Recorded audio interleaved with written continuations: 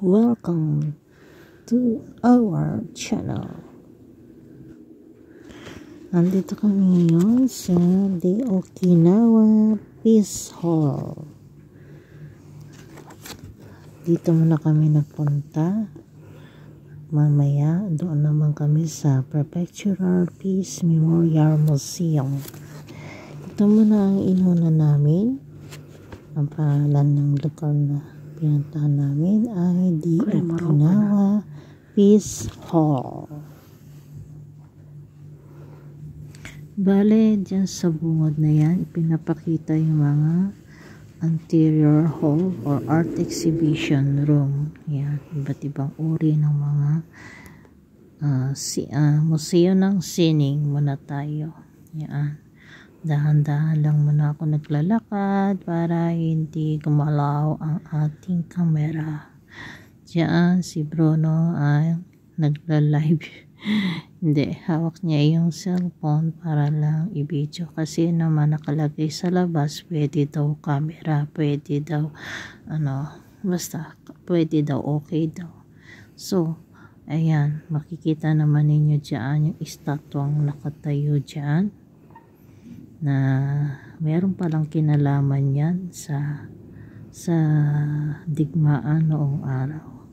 Sa paligid niyan ay makikita yung mga gawa o sining na may mga kahulugan bawat isang sining na makikita diyan. Ito naman isang estatwa rin, hindi ko lang mabasa kasi na nanlalabo na yung mata ko sa galing sa init tapos biglang pumasok sa madilim na lugar. Ayan, Peace Hall ito ng Okinawa. Sabi rito, bago daw pumunta dito sa Okinawa Peace Hall ay isang makabagbag damdaming monumento na nakatuon sa alaala ng mga nasawi sa labanan ng Okinawa noong ikalawang digmaang pandaigdig. Ayan, may mga larawan dyan na makikita. Una, sabi ko sa isip ko, ano ba itong mga to? Hindi ko maintindihan anong ibig sabihin. Bakit may mga ganyan? Ayan, pinicturean ko na lang yan. Bahala na ho kayong magbasa. Naduduling na kasi ako.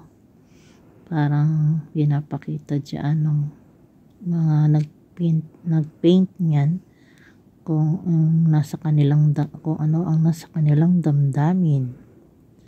Binuksan daw ang Anterior Hall Art Exhibition Room Museum ng Sining noong 1981. Nagpapakita raw sila ng malakihang mga gawa na donasyon ng mga pintor na aktibo sa harapan ng Japanese Western art world at sumusuporta sa filosofiya ng Okinawa Peace Memorial Hall.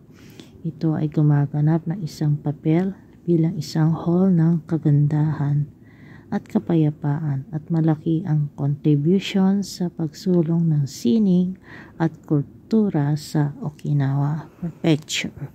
Ayan, isa-isa kong binabasa yan, yung mga nakasulat sa baba, sabay tutok doon sa mga pinintura nila. Bahala na ho kayong mag-isa-isang magbasa ng mga yan at naduduling na ako dyan.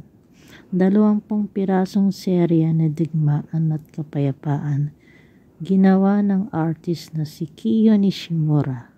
Ang artist na si Nishimura ay bumisita sa Okinawa sa unang pagkakataon noong 1978 at natamaan ng madilim na nakaraan ng Okinawa.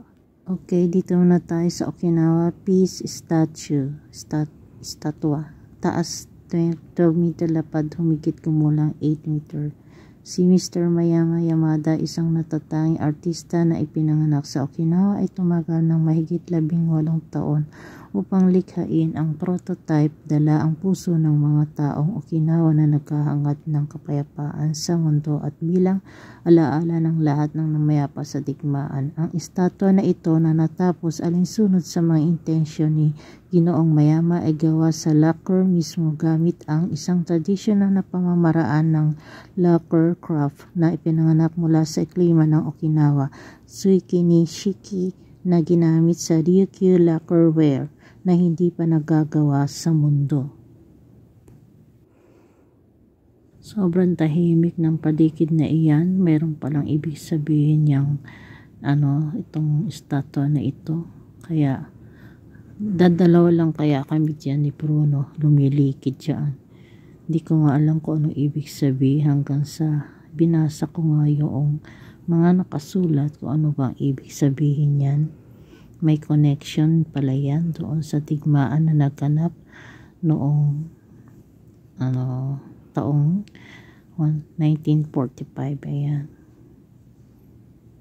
Bali, museum siya na ipinapakita dyan yung mga napulot na, ayan, bumababa kami dyan sa hagdanan. Akala ko nga pupunta na naman kami ng ng cave. Yung pala, pinapakita dyan yung mga batong napulot during nung gera. Yan. Diyan muna. Mamaya, ito hanggang dito lang muna ang mga nakuhaan ko para hindi masyadong humaba ang aking pagbibideo. May part 2 pa ito. O baka may part 3 pa. Hanggang dito na lang muna ang kinuhaan ko dahil haba na naman ang aking pagpa-vlog at para lang yun nga may ma-vlog lang tayo. Una, nagtanong muna ako kung bawal ba ang gumamit ng camera dito. Hindi daw bawal. So ayan, sinimulan ko ang gumamit ng cellphone. Wala naman akong camera kasi yung cellphone ang may camera.